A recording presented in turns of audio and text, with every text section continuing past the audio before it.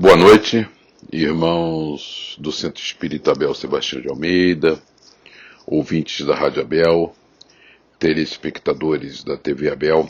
Hoje, dando continuidade ao nosso estudo de quartas-feiras, em que estamos estudando o livro Diversidade dos Carismas, daremos continuidade ao estudo do capítulo 2, Mini-biografia de um médium, dos itens 21 a 23. Esses itens tratam de importantes aspectos do desenvolvimento mediúnico e começam no item 21 e no 23 com importantes alertas que parecem óbvios, No item 21, os espíritos são gente. No item 22, um trabalho sobre finalização de um estudo sobre a harmonização do médium e o grupo. E no item 23, um importante comentário e análise sobre o aspecto da concentração que tanta inibição traz ao trabalho de desenvolvimento mediúnico. No item 21, os espíritos são gente,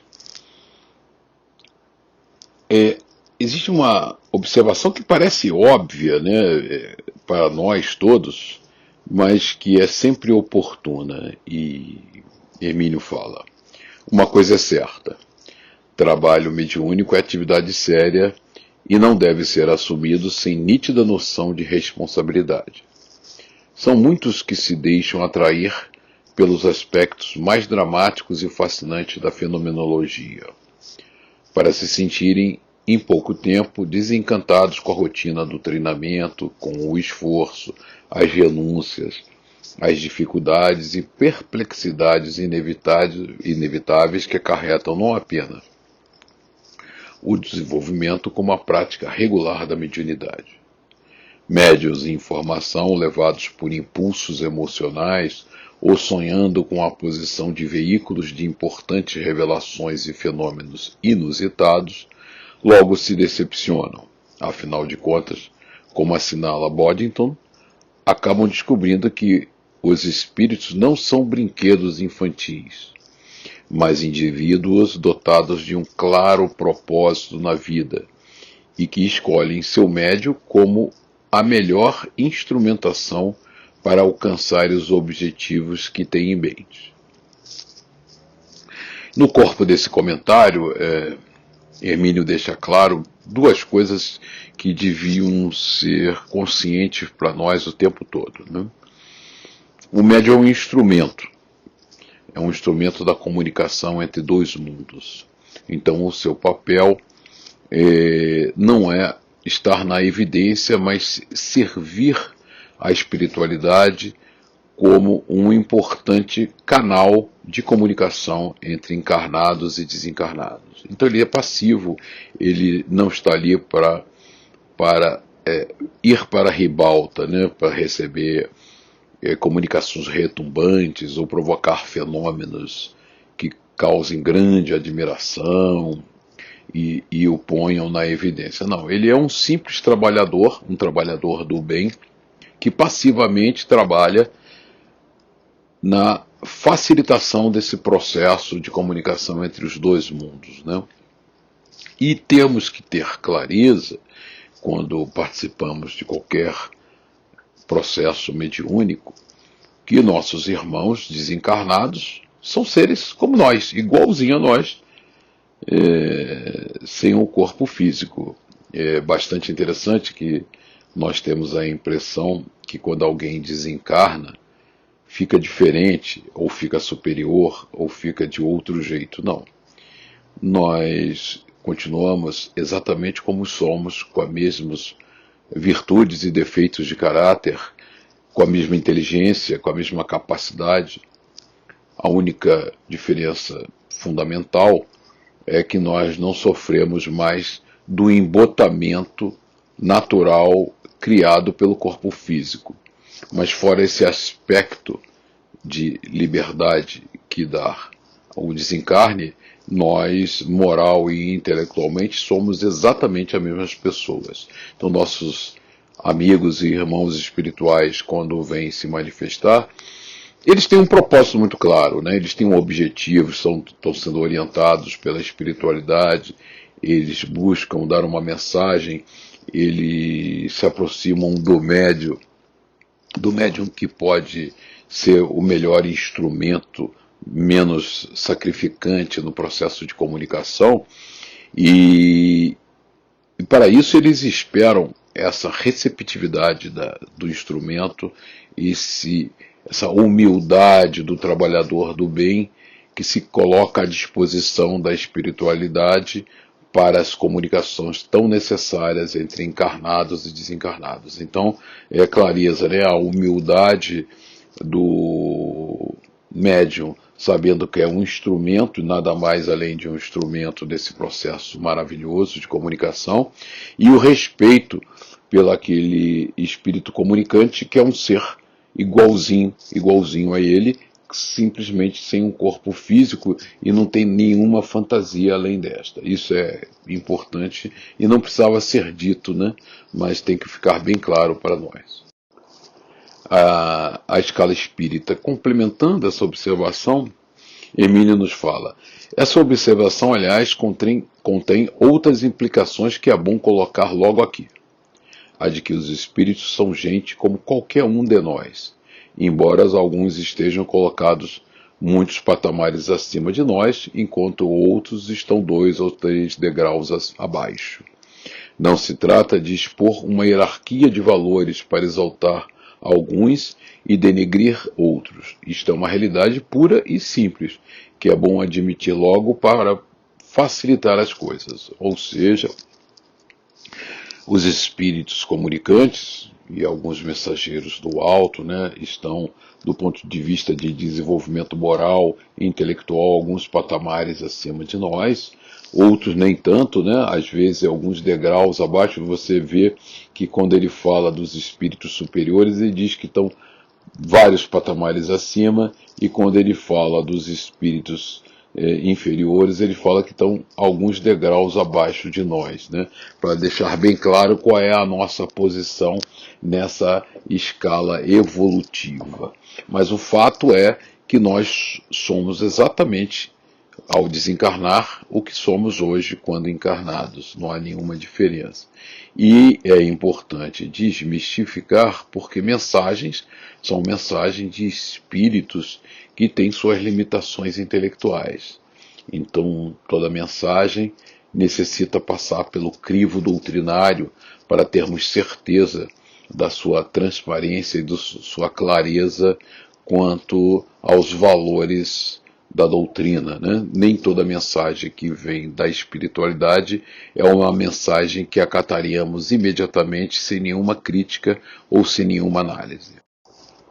E ele ressalta isso em seguida, né? Fé raciocinada.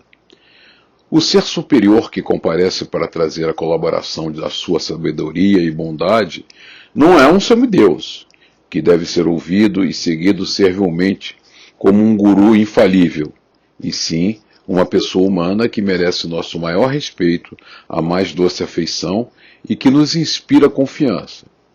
Até mesmo suas observações e recomendações devem ser examinadas com atenção e espírito crítico construtivo. Se eles forem mesmo o que dizem ser, não se aborrecerão com isto. Ao contrário, chegarão até a sugeri-lo. Então, essa análise crítica que nós temos, né, como obrigação de dar fé raciocinada, de fazermos das mensagens recebidas, se o espírito comunicante é superior, muito pelo contrário, ele não fica constrangido com essa nossa análise, esse crivo doutrinário, mas ele até sugere que o façamos para verificar se todos os aspectos da comunicação se encontram aderentes à doutrina. Por outro lado, os que nos buscam para serem tratados, esclarecidos e ajudados não são seres desprezíveis ou monstros inaceitáveis apenas porque seus erros nos parecem tenebrosos. e sua aparente maldade seja incompreensível para nós. São seres humanos também, mergulhados em equívocos lamentáveis que no fundo desejam sair, mas não sabem como nem por onde. O médium que os receber sentirá o impacto de suas paixões e desarmonias e poderá até ficar com resíduos vibratórios penosos depois que eles forem desligados. Mas não esqueçamos jamais de que são companheiros de jornada evolutiva em situação de aflitivas angústias e que nos procuram porque precisam de socorro, embora não o reconheçam e nem queiram admiti-lo. Não são nada diferentes do que fomos e ainda somos em grande parte. E nesse aspecto ele dá duas advertências importantes para nós, né, na fé raciocinada. Nem os espíritos superiores são infalíveis e todas as suas mensagens devem passar pelo crivo da razão, como nossos irmãos sofredores não são monstros que devemos tratar mal ou ter alguma repulsa por eles, né? São irmãos da sua caminhada evolutiva que naquele momento se encontram em desarmonia, em processos aflitivos e angústias importantes que a mediunidade irá ajudá-los a cicatrizar e tratar. Então, nesse momento, a nossa caridade extrema é fundamental para que esses irmãos e o tratemos de igual para igual, né? Erramos também fragorosamente no passado e tivemos a necessidade de sermos auxiliados pelos mais evoluídos e nesse momento, como instrumentos da caridade, o recebemos e ajudamos no seu esclarecimento. Esgotada essa importante advertência que o item 21 contém, passemos ao item 22, e Hermínio fala sobre o médium e o grupo, e ele quer esgotar nesse item esse aspecto, tanto que ele chama de palavras finais. Para que trabalhos dessa natureza se desenrolem de maneira adequada, o médium tem de estar bem integrado no grupo, que precisa oferecer condições satisfatórias para que todos se sintam bem. O trabalho, portanto, só é bom coletivamente quando é bom em cada indivíduo componente do grupo. Este, por sua vez, terá sempre a resistência do seu elo mais fraco, né? Como numa corrente, ela é tão forte quanto o elo mais fraco, né? Quando você tensiona aquela corrente, ela sempre romperá no elo fraco. E quando nós criamos um grupo, se comporta da mesma maneira. Não é tão fácil, portanto, para o médium em formação encontrar o grupo dos seus sonhos, mesmo porque, na maioria das vezes, ele nem sabe ao certo quais as condições ideais para o trabalho que pretende realizar.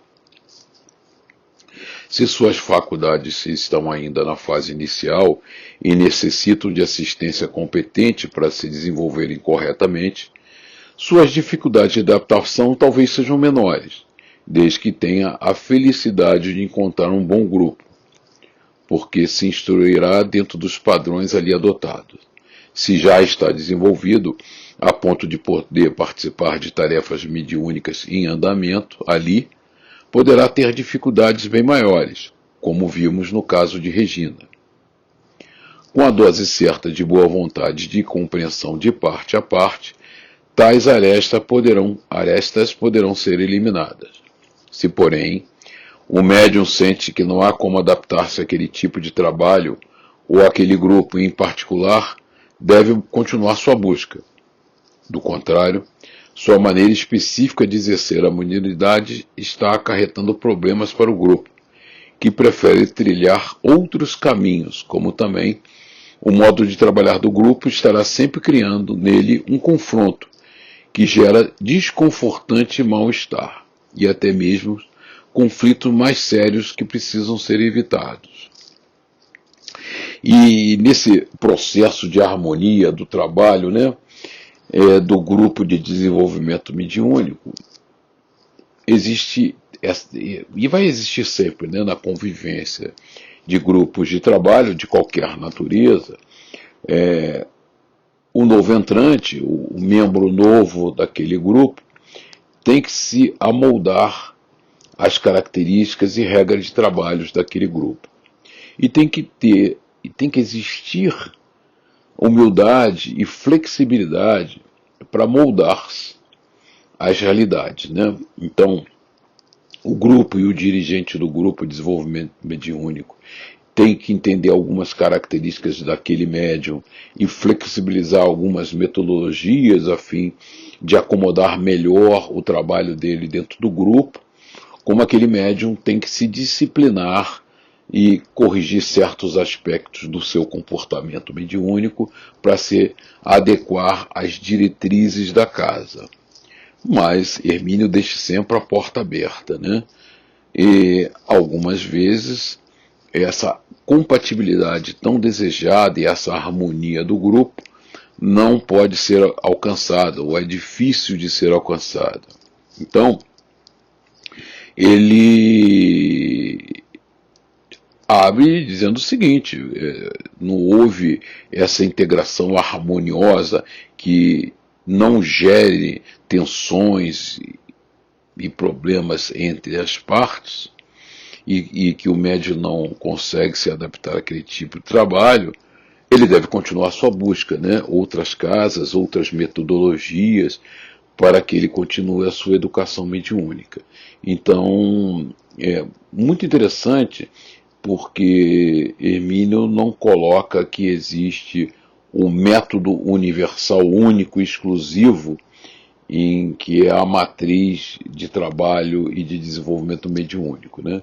Ele deixa claro que existem diretrizes muito importantes, né? Estão na codificação, mas que a forma de conduzir de cada casa espírita tem as suas peculiaridades, e nem sempre o médium se adapta perfeitamente àquele processo, e nem sempre o grupo o aceita na forma como ele é. Isso não é nenhum desastre, né? Só demonstra que ele tem que continuar sua busca em outras paragens. A harmonia é possível, né?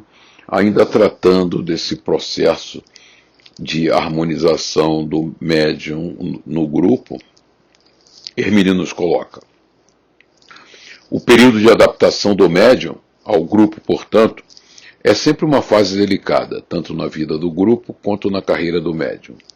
Exige atenção especial, compreensão, tolerância de parte a parte, mas não concessões prejudiciais de um ou de outro lado, que resultem em prejuízo para ambos. Isto quer dizer que nenhum médium deve impor suas condições ao grupo, qual pretende servir, alterando drasticamente procedimentos e ditando normas e condições.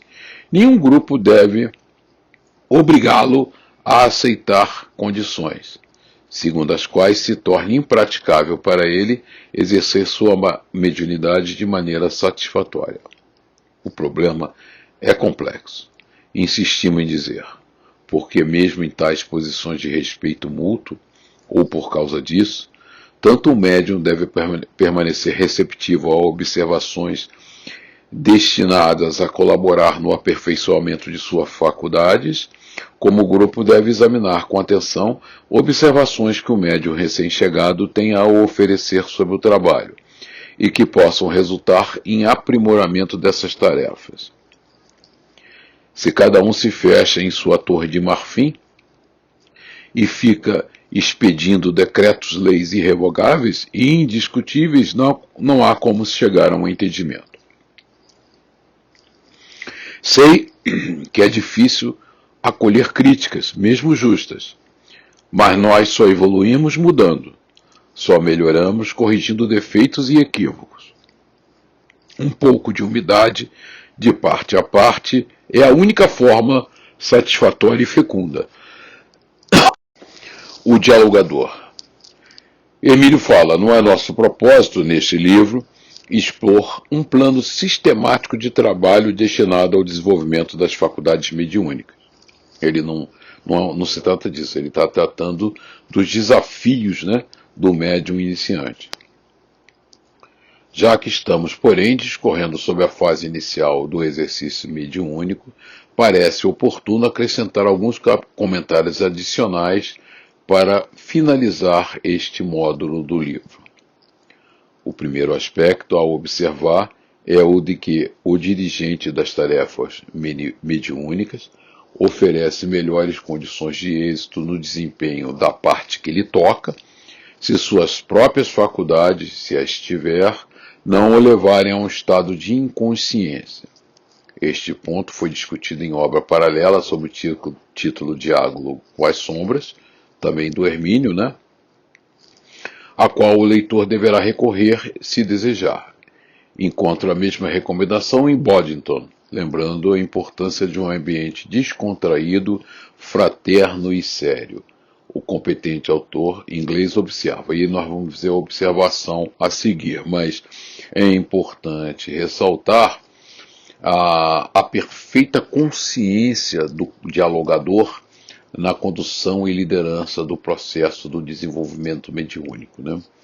Se ele se entrega também à atividade mediúnica e entra num estado de inconsciência, ele não vai poder contribuir de forma clara para o trabalho do grupo, porque esta liderança exige uma consciência absoluta e uma observação rigorosa do que vem ocorrendo para poder orientar todos aqueles que participam no grupo do trabalho. Então, o ambiente é descontraído, então ele faz comentários sobre as características do ambiente também, né? Não é um ambiente sisudo e inibidor, ele é fraterno, né? Então fundamentalmente a fraternidade nesse momento é chave, né? Elemento chave de sucesso. Ele é sério, né? Então ele faz uma recomendação: descontraído não quer dizer brincalhão e falta de seriedade. A seriedade no trato da mediunidade ela é fundamental. Temos que estar sempre muito alertas quanto à nossa conduta, mas de forma cordial, fraterna, simples, trazendo uma ambiência agradável para aquela atividade. Nesse slide, propositalmente eu usei um termo em inglês, show business, porque para caracterizar uma coisa que a gente tem observado, quando nós assistimos esses programas sobre mediunidade que ocorrem na Europa e nos Estados Unidos, né? Eles se caracterizam por um aspecto da cultura americana que é o show business, né? Então aquilo é transformado num espetáculo que busca atrair público e gerar receitas. Então esse tratamento, né, das coisas dessa forma distorce um pouco o sentido doutrinário, porque toda a nossa atividade doutrinária, principalmente a mediúnica, é voltada para a caridade, para a ação do bem, e não para nos locupletarmos com recursos financeiros ou gerar qualquer tipo de entretenimento ou receita, né? Então você vê isso e Hermínio ressalta aqui nesse texto. Quando os componentes são selecionados adequadamente e os médiums funcionam bem, no saudável exercício de suas faculdades, todo o grupo se sente bem. O médium se torna objeto de respeito, desenvolvendo uma atitude de autoconfiança que leva à eclosão de fenômenos satisfatórios. E aqui só uma observação, né? A autoconfiança, a certeza de que está trabalhando no bem e o fim das dúvidas contra a mediunidade leva à eclosão de fenômenos satisfatórios. Compare-se esse tipo ideal com os dotados de vontade fraca e caprichosa, e ficará evidente por si mesmo o valor de uma sábia liderança. Do que ficou dito, é fácil concluir-se que o dirigente que nunca perde a consciência é mais adequado para presidir reuniões públicas ou semipúblicas. Cabe aqui uma observação adicional. Tanto na Inglaterra em particular, como na Europa em geral e nos Estados Unidos, a mediunidade costuma ser exercida profissionalmente, prática que a doutrina espírita condena formal e explicitamente. São comuns naqueles países verdadeiros espetáculos mediúnicos para um público pagante, com as inevitáveis características de shows, em que médiuns famosos se apresentam distribuindo mensagens aos espectadores. Sem dúvida, ocorre ali identificações e são transmitidos recados autênticos. Tais fenômenos podem impressionar favoravelmente um ou outro espectador e levá-lo ao estudo mais aprofundado da questão. Mas isso não retira a exibição inequívocas características de espetáculo público, de diversão, entretenimento, mais ou menos inconsequente. Esse é um alerta fundamental, e daí nós termos adotado o título em inglês de show business, porque nós vemos o seguinte, né, e nesses programas ingleses, europeus, americanos, sobre mediunidade, sobre inclusive escolas de desenvolvimento mediúnico, né, eles partem de princípios verdadeiros e conseguem comunicações verdadeiras. Eles não negam em hipótese nenhuma, né, a nossa existência pós-morte do corpo físico, né? Então eles sabem que nós continuamos vivos, mais vivos do que nunca, depois que perdemos o nosso corpo físico. Então há essa certeza da imortalidade da alma. Eles têm certeza da capacidade de comunicação entre encarnados e desencarnados e de toda a fenomenologia mediúnica, magnética envolvida nesses processos. Eles conhecem muito bem todos esses mecanismos. Então, o que eles diferem da nossa prática mediúnica nas casas espíritas no Brasil? Porque, como vocês podem lembrar muito bem, a doutrina está baseada no tríplice aspecto, né?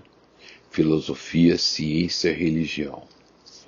E o aspecto, né, essa vertente religião, é a que nos conecta a Deus, é religar a Deus, né? É a atividade caridosa, é a atividade de amor ao próximo, é a atividade edificante e transformadora moral. Então, a doutrina espírita, quando praticada na casa espírita no Brasil, ela está sempre focada no trabalho de ciência, trabalho filosófico, religioso, mas fundamentalmente nessa variável religiosa que nos religa a Deus e faz com que a atividade doutrinária e mediúnica, fundamentalmente, seja uma atividade sacrossanta, voltada para o bem e para o amor ao próximo. Em nenhum momento nós podemos nos desviar dessa missão caridosa de atender os irmãos necessitados, né? Fazer da mediunidade entretenimento e fonte de renda é um equívoco, eu diria, intolerável. É um equívoco que nos afasta do verdadeiro objetivo da mediunidade. A mediunidade não é fenomenologia, a mediunidade não é espetáculo, a mediunidade não é ribalta, a mediunidade é um exercício humilde e silencioso de caridade e amor e respeito ao próximo.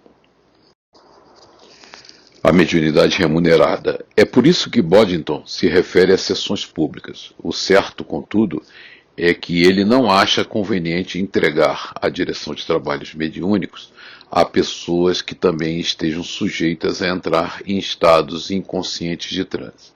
E nesse ponto específico estamos de acordo. Não, porém, em tolerar a mediunidade remunerada, convertida em atração de palco. Em vez de palco, eles preferem uma expressão eufemística, designando o local onde fala o médium pelo nome de plataforma, que em português seria plataforma, o que não descaracteriza o espetáculo como exibição pública da faculdade mediúnica com fins comerciais e de exibicionismo que a doutrina espírita rejeita. Ela não só rejeita, ela não tolera, ela não aprova. O show, fazer da mediunidade um show, uma atividade de entretenimento, e obter desse show remuneração é hediondo, é intolerável. Não podemos nunca, em nenhuma atividade de nossas casas espíritas, nos afastarmos do lema fora da caridade não há salvação. É a caridade, é o amor ao próximo, a benevolência, a indulgência, a tolerância, o perdão, são as virtudes que norteiam o nosso trabalho e nos mantêm firmes no caminho evolutivo, que é o que nós almejamos fundamentalmente, evoluir como espíritos perfectíveis que somos. Ele aproveita, e nesse trecho ele faz a recomendação da característica importante do dirigente, do dialogador que coordena os trabalhos, estar totalmente consciente, lógico, porque se ele não estiver naquele momento totalmente consciente, atento ao que se passa, ele não poderá ser um líder adequado no processo de desenvolvimento mediúnico.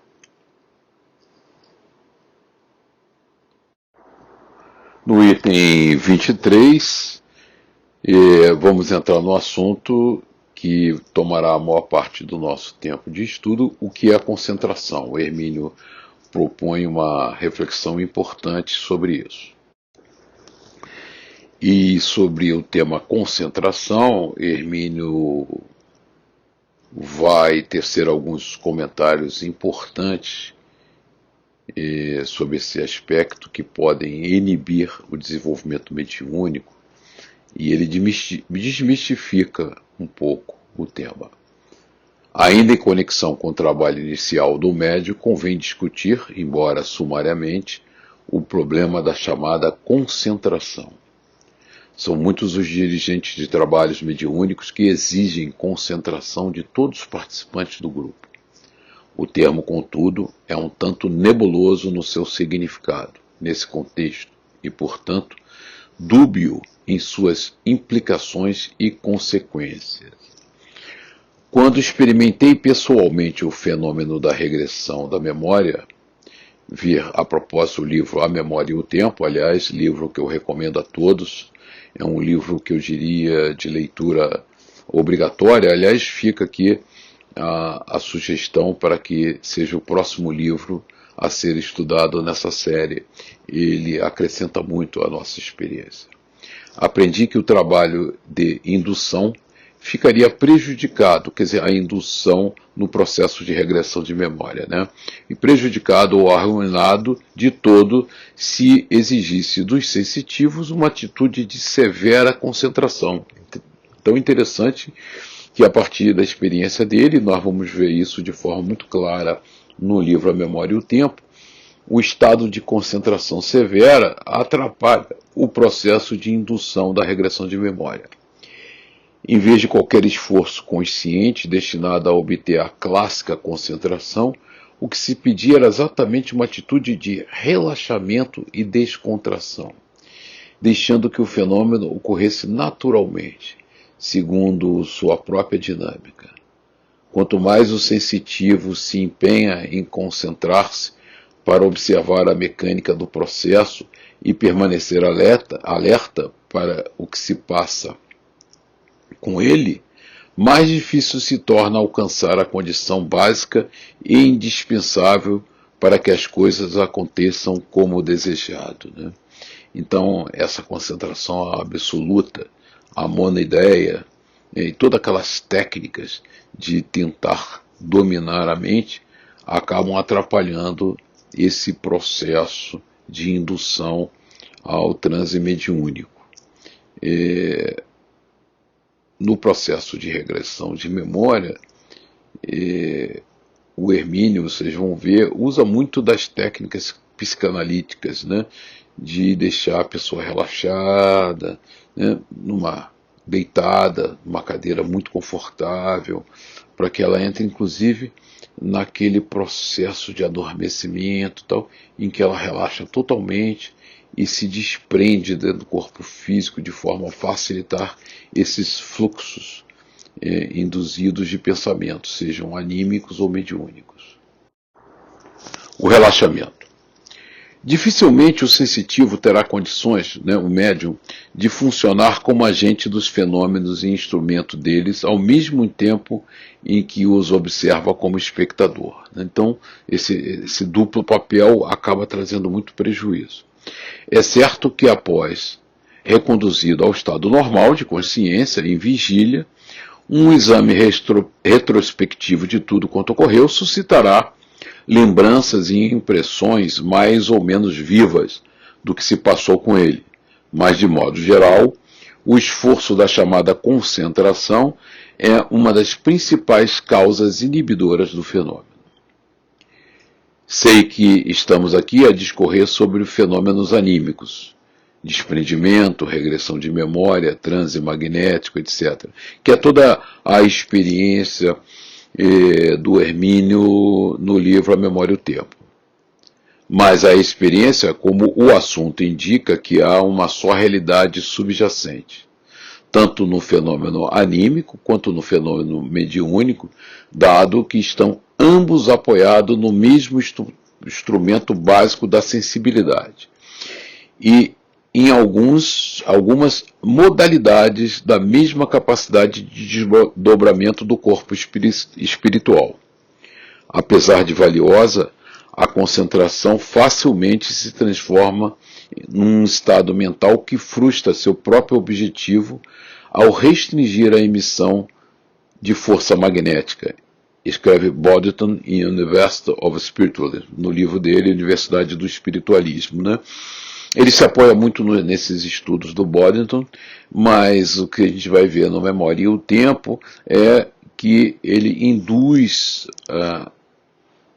o sensitivo, no caso da regressão de memória, mas mesmo no caso mediúnico, o médium, a um estado total de relaxamento, em que ele deixa o pensamento fluir e permite, e aí ele vai em seguida nos explicar como funcionam esses mecanismos mentais do consciente, do subconsciente e do inconsciente. Mente ocupada. Em Secrets of Mediumship, Os Segredos da Mediunidade, Boddington amplia seu comentário, lembrando que o relaxamento físico e mental constituem fator de primária importância no desenvolvimento da mediunidade, né? E aí, a gente recorrendo às obras mediúnicas de André Luiz, através de Chico Xavier, né, sobre desenvolvimento mediúnico, a gente pode lembrar com muita clareza, né, quando nós vamos para uma sessão de desenvolvimento mediúnico, além de a gente estar com a mente livre, solta, fluindo, tem toda uma preparação preliminar que é fundamental nesse dia, né? A higienização do pensamento, sem ocupar a mente com fortes emoções, sem trabalhos estressantes, muita prece, uma alimentação suave, uma alimentação que não imponha ao organismo um processo digestivo pesado e complexo, né? A ingestão de alimentos extremamente gordurosos e temperados. Então, existe um pré-preparo, além desse estado físico e mental de relaxamento no momento do desenvolvimento mediúnico, mas desenvolvimento mediúnico, e aí nós vamos recorrer às obras de André Luiz, é muito mais complexo, né? E exige do trabalhador um preparo nesse dia bastante intenso, que começa cedo, né? A gente tem que lembrar que as sessões espíritas, na casa espírita, a espiritualidade começa muito antes, né? Com a preparação e higienização e equipagem, né? Porque eles trazem diversos equipamentos para o ambiente, para que ocorra de forma satisfatória aquela experiência de intercâmbio entre os dois mundos. Então, no dia que temos a sessão, seja às 19h30 ou às 20 horas, muito antes disso, a casa vem sendo preparada pela espiritualidade e o médium trabalhador tem que começar a se preparar também, né? Então, além desse aspecto de relaxar, ele tem os aspectos de não sobrecarregar o seu organismo físico e perispiritual com atitudes mentais e com alimentação, com bebidas, com todo tipo de evento que possa trazer prejuízo naquele momento da sessão. Então é um trabalho prévio, né, que começa de manhã cedo, com higienizações mentais e higienizações corporais, né, para que na hora tudo ocorra satisfatoriamente. Ao contrário do que muita gente pensa, a concentração não consiste em fixar a mente um pensamento ou imagem, mas precisamente o contrário, ou seja, em esvaziar a mente de pensamentos, né? É um processo difícil, né? Nossa mente é um turbilhão, né? E se a gente se fixa em algum daqueles pensamentos, a concentração foi embora, o relaxamento foi embora, né? Então a ideia é esvaziar no sentido de deixar a coisa fluir suavemente, sem se concentrar em nada especificamente, né? Eu inclusive uso uma técnica pessoal que, quando eu vou deitar e tem alguma ideia que começa a vir de providências que tem que ser tomadas e tal, eu imediatamente levanto e escrevo aquilo tudo num papel e deito de novo, porque eles desaparecem da minha mente, porque eu sei que está no papel, está anotado, dia seguinte eu leio, não preciso ficar rememorando e guardando e meditando sobre aquilo. E imediatamente a mente relaxa e você consegue dormir tranquilamente, né? Toda vez que a gente fica com uma ideia fixa, um pensamento recorrente e que a gente se ocupa dele, ele tira a nossa tranquilidade. O que vale dizer que é abrir espaço para que o fenômeno anímico ou mediúnico se produza, sem interferências, sem obstáculos, sem distrações que o inibam, isto é, perfeitamente compreensível. Já vimos que o contexto, o ambiente, o campo de ação da mediunidade é o pensamento. Esse conceito é universal e incontestável, até mesmo para os chamados fenômenos de efeito físico, pois não há movimento algum de ideias ou de objetos da vontade, enfim, que não tenha de receber os comandos da mente através do cérebro, a grande central diretora do ser encarnado ou desencarnado. Muitos esquecem ou não sabem que o desencarnado também tem seu cérebro no corpo espiritual, isto é, no perispírito. Como poderia o espírito comunicante movimentar seus recursos através da mente do sensitivo se ele está teimosamente obstruída ou paralisada na fixação de uma ideia ou de uma imagem? E aí nós vamos recorrer ao livro A Memória e o Tempo, né? Porque Hermínio trata muito bem disso. Quer dizer, na verdade, o grande depositório de todas as nossas recordações e toda a nossa memória está no cérebro perispiritual, né? E o cérebro material é um instrumento da manifestação daquela vontade nossa no corpo físico, no campo material. Então, o cérebro físico, na verdade, quando ele reproduz os pensamentos, os desejos e as vontades que nós imprimimos a ele o reproduz através, como nós já vimos, de processos eletroquímicos, né? E toda vez que esses circuitos mentais, no processo de sinapses, estão ocupadas com ideias e pensamentos que nós estamos enviando para a mente física, é difícil de um comunicante, de um espírito comunicante que está ao nosso lado, usar o mesmo recurso, porque aquele computador de bordo, né? Aquele computador instalado no nosso corpo físico está demasiadamente ocupado, né? Então, quando a gente mede no nosso computador o tempo de ocupação da CPU, né? O cérebro do computador, quando ele está demasiadamente ocupado, o tempo de ocupação da CPU chega a 80%, 90%, 100%, tudo fica lento, tudo funciona mal, todos os nossos aplicativos funcionam muito mal, né? Então, nós temos que estar muito atento para isso, né?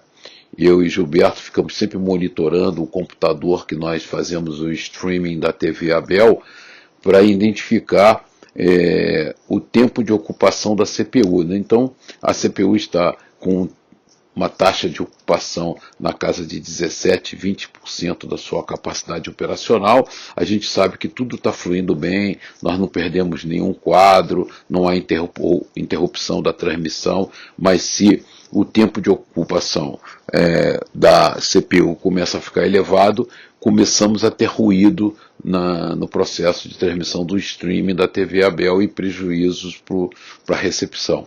Então a gente está sempre monitorando. Acontece a mesma coisa com o médium. Se nós, no processo de desdobramento do corpo físico, continuarmos ocupando o cérebro material com um conjunto de pensamentos e informações, nós vamos estar bloqueando, né, fazendo overflow da capacidade de uso daquela máquina e impedindo ou prejudicando a comunicação de uma outra inteligência que queira transmitir uma mensagem para nós. Estamos encerrando hoje a primeira parte do trecho do nosso estudo. Desejamos a todos paz, esperança, que Jesus, o nosso meigo e amado Mestre, nos ampare e sustente hoje e sempre. Que tenhamos um final de noite muito feliz. Boa noite.